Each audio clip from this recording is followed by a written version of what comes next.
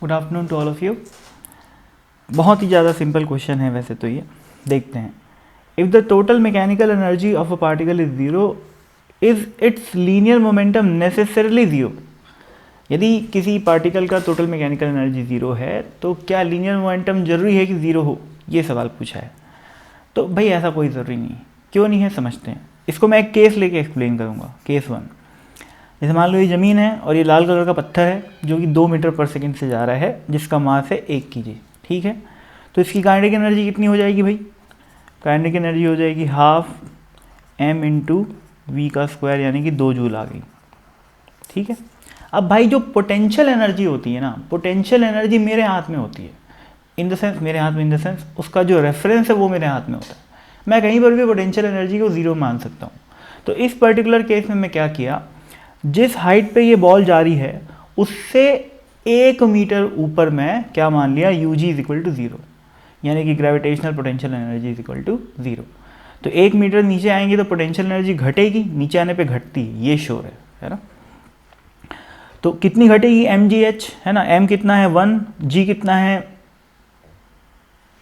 यार एक काम करो यार, इसको 0.1 मीटर कर लो भाई। अब ठीक है हाँ 0.1 मीटर। तो कितनी घटेगी, m इंटू जी इंटू एच, कितनी हो गई ये 1 मीटर, 1 जूल। ठीक है, एक काम करो, छोटा सा एडिटिंग और कर दो यार। ऐसा करते हैं अपन लोग कि इसको 0.2 कर लेते हैं। अब ठीक है, माफ़ी चाहता हूँ, थोड़ी सी कैलकुलेशन में गड़बड़ी हो गई। देखो भैया 0.2 जूल, 0.2 मीटर नीचे है तो कितना जूल हो गई, 2 जूल का घटाव आ गया किसमें, पोटेंशियल एनर्जी में।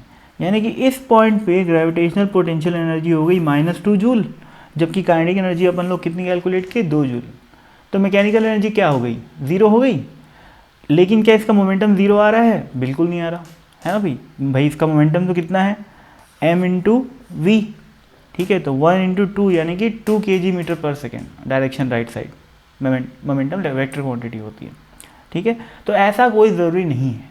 ठीक है, अब सेकेंड में क्या पूछा है, is it necessarily non zero. ऐसा भी कुछ नहीं है। क्यों नहीं है, देखते हैं। उसके लिए भी एक केस बताऊंगा मैं। सबको मिटाओ।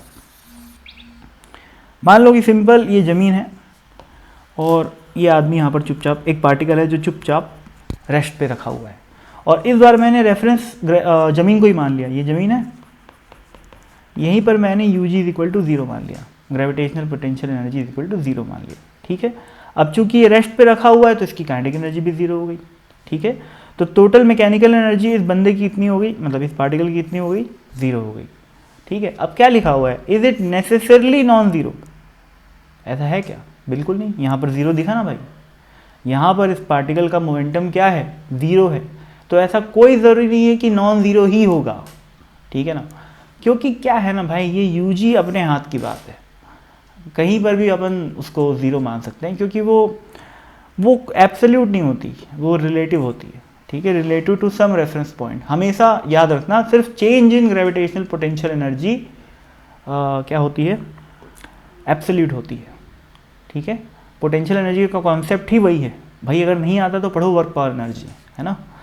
Change in potential energy is absolute, but potential energy is not absolute. It is always calculated with respect to some reference point, and the reference point is dependent on our choice.